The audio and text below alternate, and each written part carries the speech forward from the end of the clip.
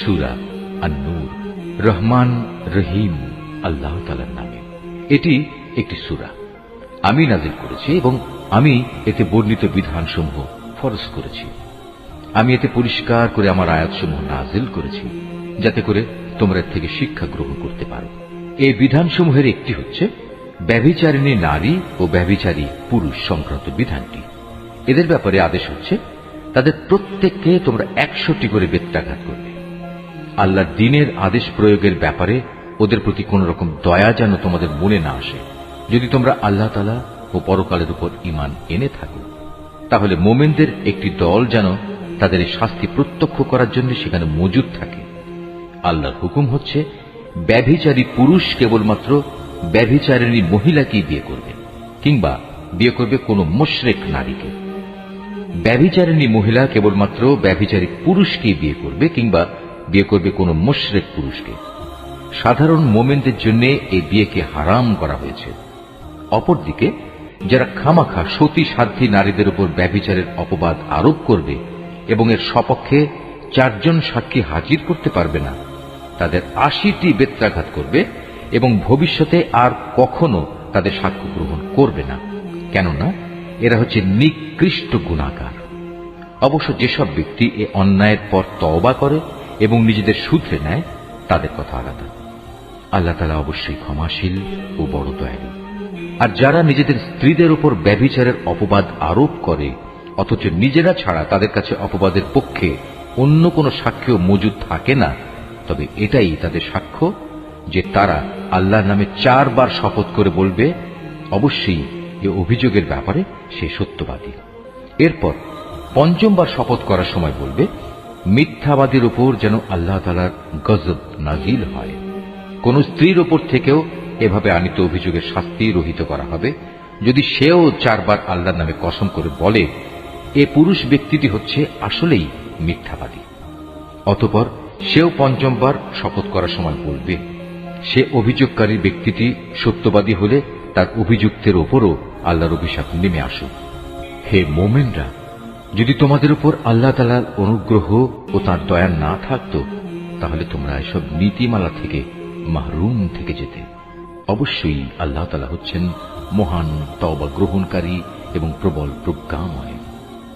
যারা এই নবী পরিবার সম্পর্কে মিথ্যা অপবাদ নিয়ে এসেছে, তারা তো ছিল তোমাদের একটি ক্ষুদ্র দল। এই বিষয়টি তোমরা তোমাদের জন্য খারাপ ভেবো না, বরং তা হবে তোমাদের জন্য একান্ত কল্যাণকর। এদের মধ্যে প্রতিটি ব্যক্তি যে যতটুকু গুনাহ করেছে সে ততটুকুই তার ফল পাবে, আর তাদের মধ্যে যে সবচেয়ে বেশি এ কাজে অংশগ্রহণ করেছে তার জন্য আযাবও বেশি রয়েছে। যদি এই মিথ্যা ঘটনাটি শোনার পর মোমেন পুরুষ ও মোমেন নারীরা নিজেদের ব্যাপারে একটা ভালো ধারণা পোষণ করত, কত ভালো হতো যদি তারা একথা বলতো এটা হচ্ছে এক নির্জল অপবাদ মাত্র। যারা অপবাদ রটালো তারাই বা কেন এ ব্যাপারে 4 জন সাক্ষী হাজির করল না? যেহেতু তারা প্রয়োজনে 4 জন সাক্ষী হাজির করতে পারেনি, তাই আল্লাহ তাআলার আইনের কাছে তারাই হচ্ছে মিথ্যাবাদী। হে মোমেনরা, যদি দুনিয়া ও আখিরাতে তোমাদের উপর আল্লাহ তাআলার দয়া ও অনুগ্রহ না থাকত, তাহলে একজন নবী পত্নীর যে বিষয়টি তোমরা চর্চা করছিলে তার জন্য একটি বড় ধরনের আযাব এসে তোমাদের স্পর্শ করত।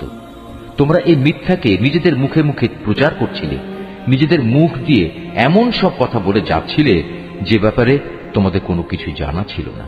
তোমরা একে একটি তুচ্ছ বিষয় মনে করছিলে, কিন্তু তা ছিল আল্লাহ তাআলার কাছে একটি গুরুতর বিষয়।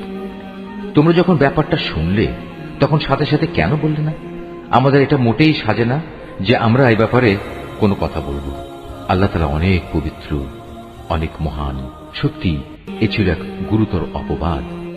আল্লাহ তাআলা তোমাদের উপদেশ দিচ্ছেন, তোমরা যদি সত্যি মোমেন হও তাহলে কখনো এরূপ আচরণের পুনরাবৃত্তি করো না। আল্লাহ তাআলা তার আয়াতসমূহ স্পষ্ট করে তোমাদের সামনে বিবৃত করেন এবং আল্লাহ তাআলা সব কিছু জানেন, তিনি বিজ্ঞ কুশলী। যারা মোমেনদের মাঝে মিছে অপবাদ রটনা করে, অশ্লীলতার প্রসার কামনা করে, তাদের জন্য রয়েছে দুনিয়া ও আখিরাতে মর্মন্তুদ শাস্তি। আল্লাহ তাআলা সব কিছু জানেন, তোমরা কিছুই জানো না। হে মোমেনরা, যদি তোমাদের উপর আল্লাহ তাআলার দয়া ও অনুগ্রহ না থাকত, তাহলে একটা বড় ধরনের বিপর্যয় ঘটে যেত। অবশ্যই আল্লাহ তাআলা বড়ই দয়ালু ও স্নেহপ্রবণ। হে মানুষ, তোমরা যারা ঈমান এনেছ তারা কখনো শয়তানের পদাঙ্ক অনুসরণ করো না। তোমাদের মধ্যে যে কেউই শয়তানের পদাঙ্ক অনুসরণ করে সে যেন জেনে রাখে সে অভিশপ্ত শয়তান, তো তাকে অশ্লীলতা ও মন্দ কাজেরই আদেশ দেবে। যদি তোমাদের উপর আল্লাহ তাআলার দয়া ও অনুগ্রহ না থাকত তাহলে তোমাদের মধ্যে কেউই কখনো পাক পবিত্র হতে পারত না। কিন্তু আল্লাহ তাআলা যাকে চান তাকে পবিত্র করেন এবং আল্লাহ তাআলা সবকিছু শোনেন, তিনি সবকিছু জানেন।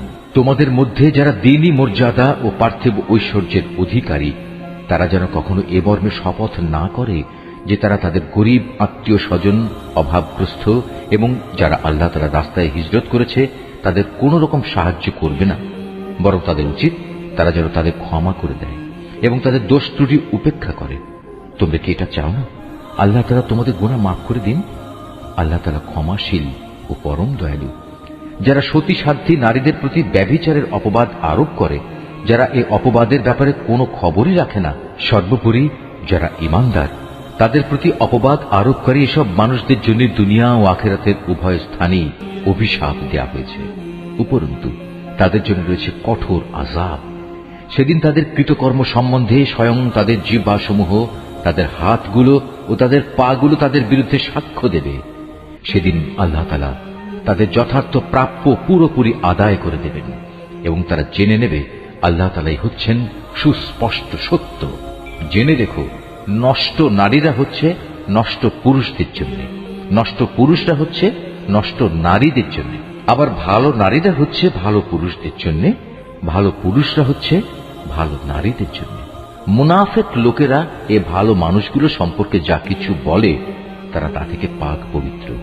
আখিরাতে এদের জন্য রয়েছে ক্ষমা ও সম্মানজনক রিজিক। হে ঈমানদার ব্যক্তিরা, তোমরা নিজেদের ঘর ছাড়া অন্য কারো ঘরে সে ঘরের লোকদের অনুমতি না নিয়ে ও তাদের প্রতি সালাম না করে কখনো প্রবেশ করো না। নৈতিকতা ও শালীনতার দিক থেকে এটা তোমাদের জন্য উত্তম পন্থা। আল্লাহ তাআলা তোমাদের এসব বলে দিচ্ছেন যাতে করে তোমরা কথাগুলো মনে রাখতে পারো। ঘরের দরজায় গিয়ে যদি তোমরা কাউকে সেখানে না পাও তাহলে সেখানে প্রবেশ করো না যতক্ষণ না তোমাদের ঘরে ঢোকার অনুমতি দেয়া হবে। যদি কোনো অসুবিধার কথা জানিয়ে তোমাদের বলা হয় তোমরা ফিরে যাও, তাহলে এমতাবস্থায় তোমরা অবশ্যই বিনা দ্বিধায় ফিরে যাবে। এটা তোমাদের জন্য সব দিক থেকে উত্তম। তোমরা যখন যা কিছু করো আল্লাহ তাআলা সে সম্পর্কে সবিশেষ অবহিত থাকেন। তবে যেসব ঘরে কেউ বসবাস করে না, যেখানে তোমাদের কোনো মাল সামানা রয়েছে, তেমন কোনো ঘরে প্রবেশে তোমাদের কোনো পাপ নেই। কেননা আল্লাহ তাআলা জানেন যা কিছু তোমরা প্রকাশ করো, আবার যা কিছু তোমরা গোপন করো তাও তিনি জানেন। হে নবী, তুমি মোমেন পুরুষদের বলো তারা যেন তাদের দৃষ্টি নিম্নগামী ও সংযত করে রাখে এবং তাদের লজ্জাস্থান সমূহকে হেফাজত করে। এটাই হচ্ছে তাদের জন্য উত্তম পন্থা। কেননা তারা নিজেদের চোখ ও লজ্জাস্থান দিয়ে যা করে আল্লাহ তাআলা সে সম্পর্কে পূর্ণাঙ্গভাবে অবহিত রয়েছেন। হে নবী, একইভাবে তুমি মোমেন নারীদেরও বলো তারা যেন তাদের দৃষ্টি নিম্নগামী করে রাখে এবং নিজেদের লজ্জাস্থান সমূহের হেফাজত করে। তারা যেন তাদের সৌন্দর্য প্রদর্শন করে না বেড়ায়, তবে তার শরীরের যে অংশ এমনিই খোলা থাকে সেসব অংশের কথা আলাদা। তারা যেন তাদের বক্ষদেশ মাথার কাপড় দ্বারা আবৃত করে রাখে। তারা যেন তাদের স্বামী, তাদের পিতা, তাদের শ্বশুর, তাদের ছেলে, তাদের স্বামীর আগের ঘরের ছেলে, তাদের ভাই, তাদের ভাইয়ের ছেলে, তাদের বোনের ছেলে, তাদের সচরাচর মেলামেশার মহিলা, নিজেদের অধিকারভুক্ত সেবিকা দাসী, নিজেদের অধীনস্থ এমন পুরুষ যাদের মহিলাদের কাছ থেকে কোনো কিছুই কামনা করার নেই, কিংবা এমন শিশু যারা এখনো মহিলাদের গোপন অঙ্গ সম্পর্কে কিছুই জানে না, এসব মানুষ ছাড়া তারা যেন অন্য কারো সামনে নিজেদের সৌন্দর্য প্রকাশ না করে। চলার সময় জমিনের ওপর তারা যেন এমন ভাবে নিজেদের পা না রাখে যে সৌন্দর্য তারা গোপন করে রেখেছিল তা পায়ের আওয়াজে লোকদের কাছে জানাজানি হয়ে যায়। হে ঈমানদার ব্যক্তিরা, ত্রুটি বিচ্যুতির জন্য তোমরা সবাই আল্লাহর দরবারে তওবা করো। আশা করা যায় তোমরা নাজাত পেয়ে যাবে। তোমাদের মধ্যে যাদের স্ত্রী নেই তোমরা তাদের বিয়ের ব্যবস্থা করো। একইভাবে তোমাদের দাস দাসীদের মধ্যে যারা ভালো মানুষ তাদেরও বিয়ে শাদীর ব্যবস্থা করো।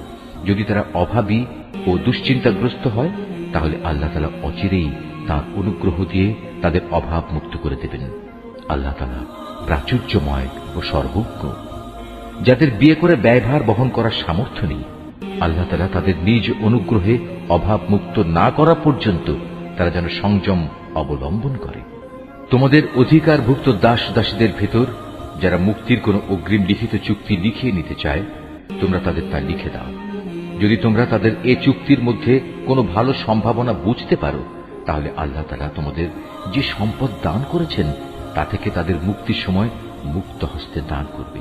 তোমাদের অধীনস্থ দাসীদের যারা সতীসাধ্যী থাকতে চায়, নিছক পার্থিব ধন সম্পদের আশায় কখনো তাদের ব্যভিচারের জন্য বাধ্য করো না। যদি তোমাদের কেউ তাদের এ ব্যাপারে বাধ্য করে, তাহলে তারা যেন আল্লাহ তাআলার কাছে ক্ষমা প্রার্থনা করে, কারণ তাদের এ বাধ্য করার পরেও তওবাকারীদের প্রতি আল্লাহ তাআলা হামেশাই ক্ষমাশীল ও পরম দয়ালু। হে মুমিনরা, আমি তোমাদের কাছে সুস্পষ্ট আয়াতসমূহ নাজিল করেছি, আরো উদাহরণ হিসেবে পেশ করেছি তোমাদের আগের মানুষদের ঘটনাগুলো। পরহেজগার লোকদের জন্য তা ছিল শিক্ষণীয় উপদেশ। আল্লাহ তাআলাই হচ্ছেন আসমান সমূহ ও জমিনের নূর। তাঁর এ নূরের উদাহরণ হচ্ছে তা যেমন একটি তাকের মতো, তাতে একটি প্রদীপ রাখা আছে।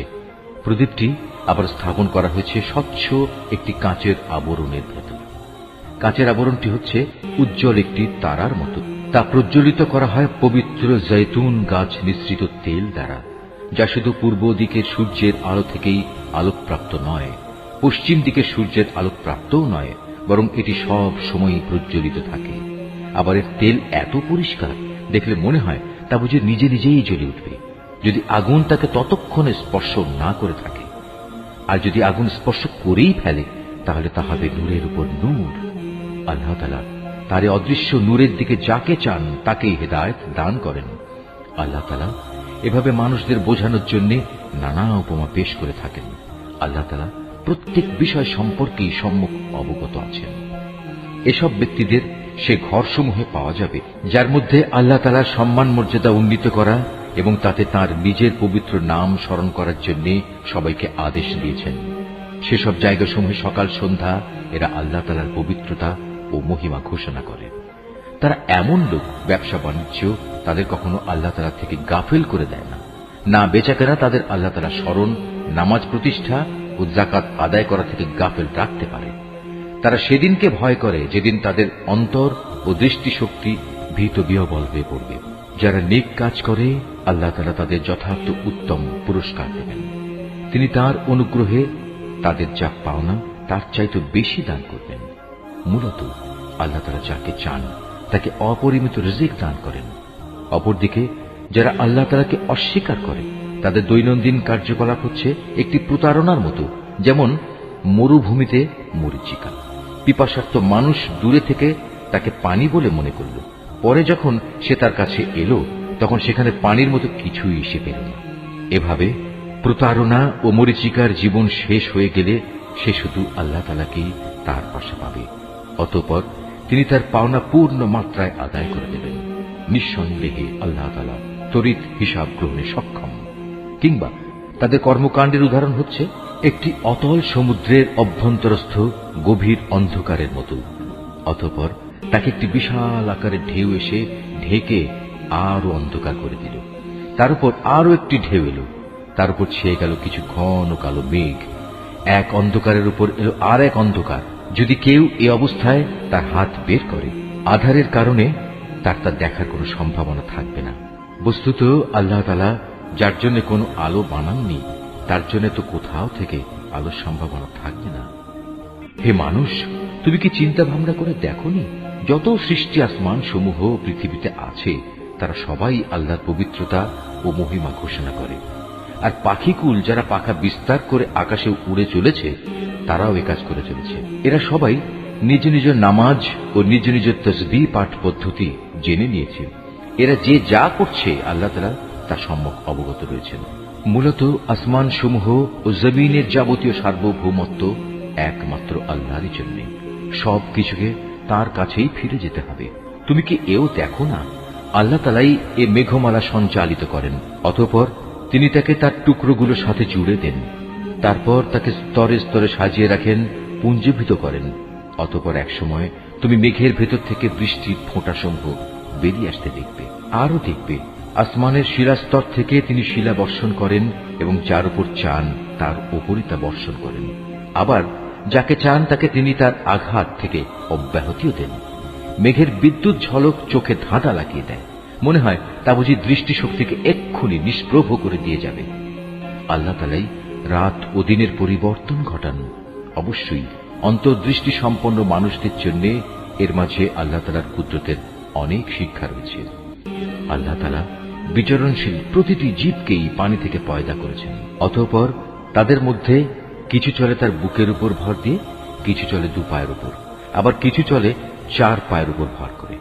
আল্লাহ তাআলা যখন যা চান তখন তাই পয়দা করেন। অবশ্যই তিনি সব কিছুর উপর ক্ষমতামান।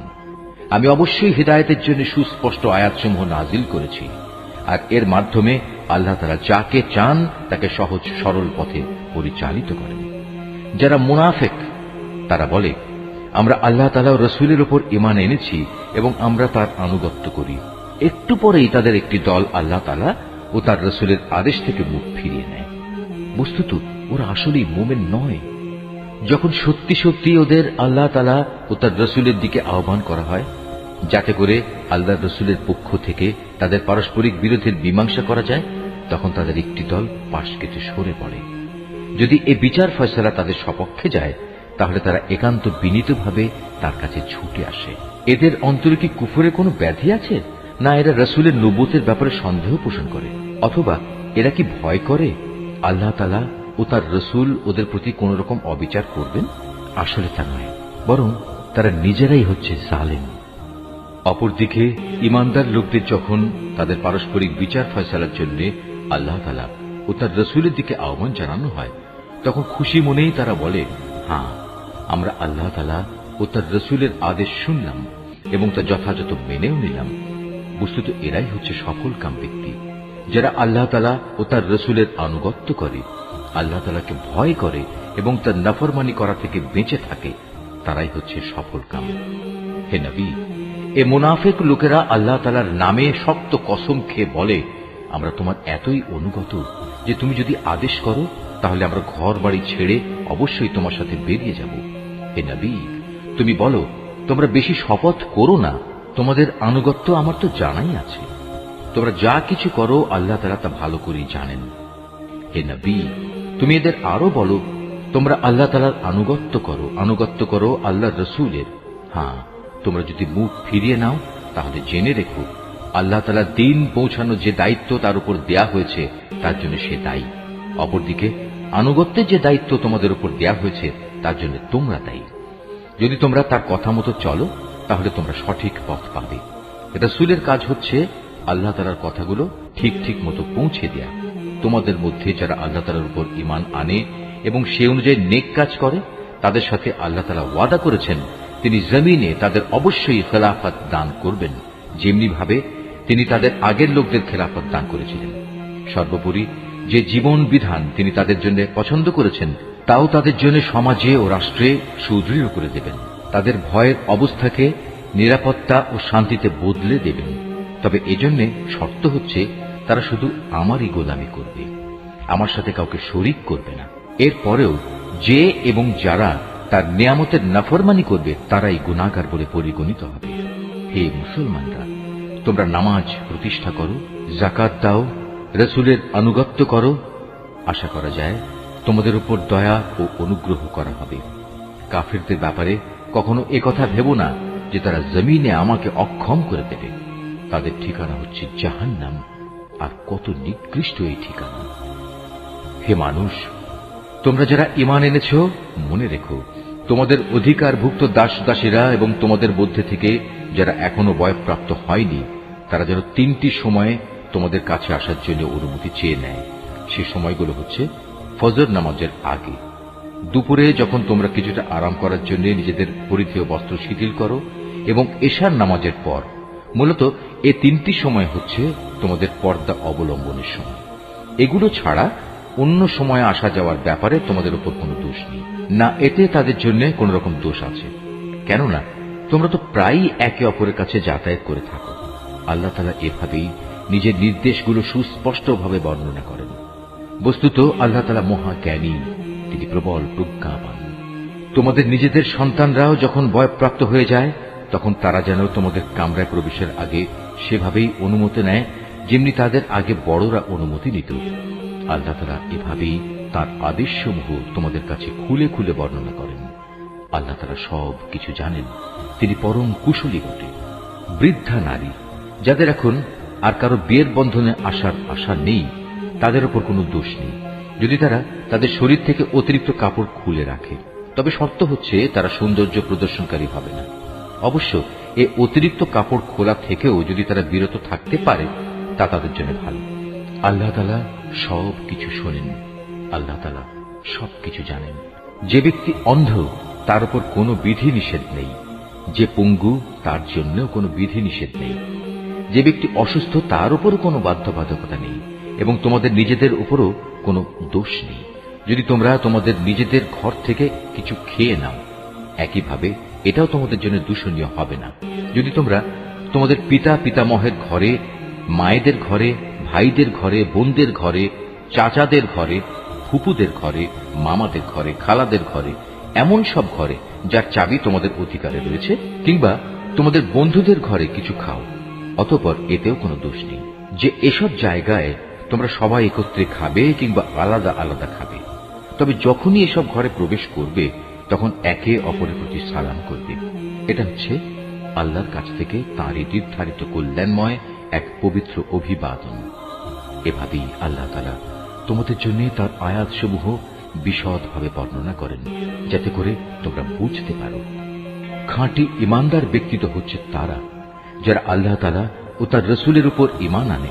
কখনো যদি তারা কোনো সমষ্টিগত ব্যাপারে তার সাথে একত্রিত হয় তাহলে যতক্ষণ তারা তার কাছ থেকে অনুমতি চাইবে না ততক্ষণ তারা সেখান থেকে কেউ সরে যাবে না।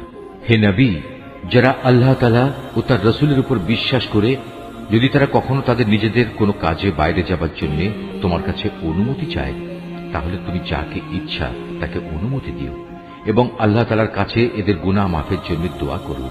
অবশ্যই আল্লাহ তাআলা ক্ষমাশীল ও পরম দয়ালু। হে মুসলমানরা, যখন নবী তোমাদের ডাকে তখন তার ডাককে পারস্পরিক ডাকের মতো মনে করো না। আল্লাহ তাআলা সেসব লোকদের ভালো করেই জানেন যারা নিজেদের আড়াল করে নবীর সামনে থেকে নানা অজুহাতে সরে যায়। সুতরাং যারা তার আদেশের বিরুদ্ধাচরণ করে তাদের এ ব্যাপারে ভয় করা উচিত।